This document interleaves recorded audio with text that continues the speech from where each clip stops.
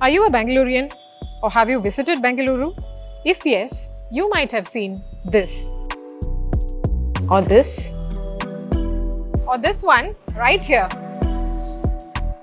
The man who worked on all of these is here with us today, Asad Hajeebhoy, founder of Glasscrafters Studio, Bengaluru.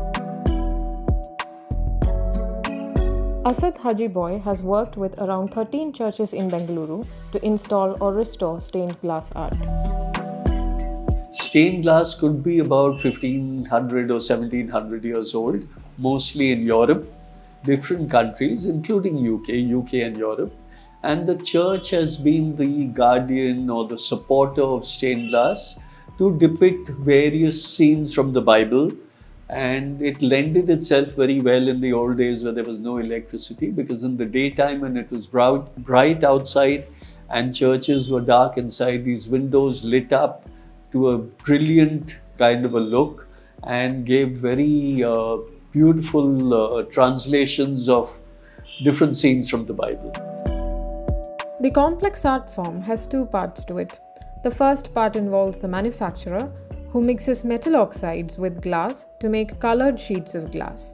Then comes the artist, who joins them together to form a stained glass window. Sometimes faces, figures, emblems, motifs, or wordings are added to some pieces by painting and firing them. Even glass is transparent, so to color it you use metal oxide powders.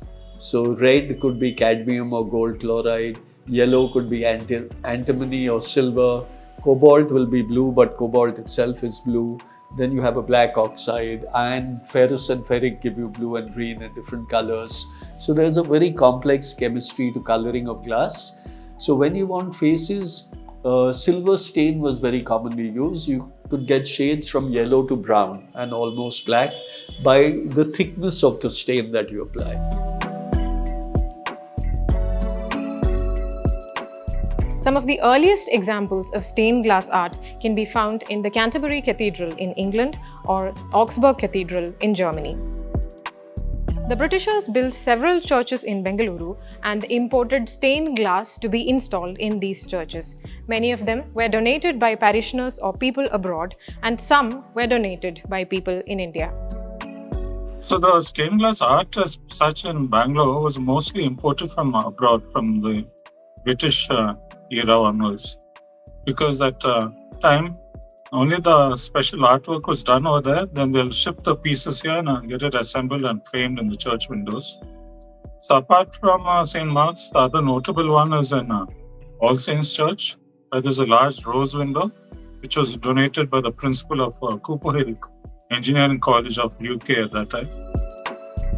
So the biggest work that we have done in terms of size is the St. Anthony's Friary, where we removed a lot of the grills which were there, and slowly, removed more and more, and finally even removed the vertical divisions and put silicon joints.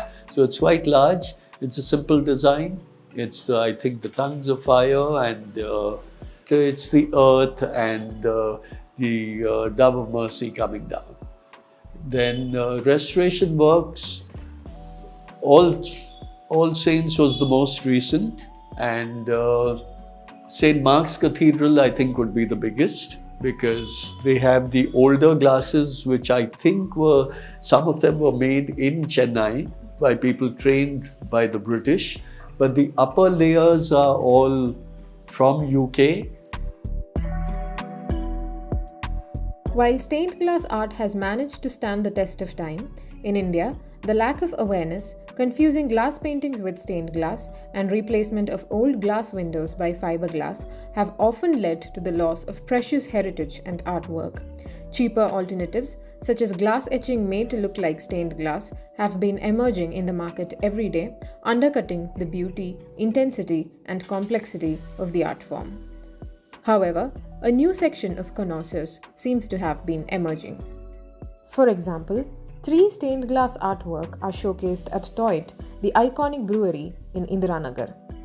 The new clients, mostly our clients, Bangalore being an IT city, will naturally be IT professionals who have, traveled abroad, seen stained glass elsewhere, seen stained glass in Bangalore and want it for their homes.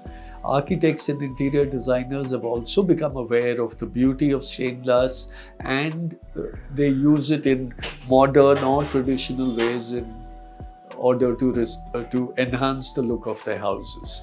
We have tried to contact many church committees, bishops, bodies to get them to know the value and to preserve it well.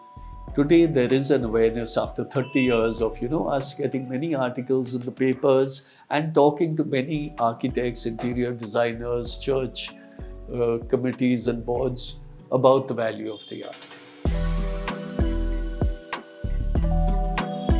So, how many stained glass artwork have you spotted in Bengaluru? Let us know in the comments. For more such stories, subscribe to The Hindu.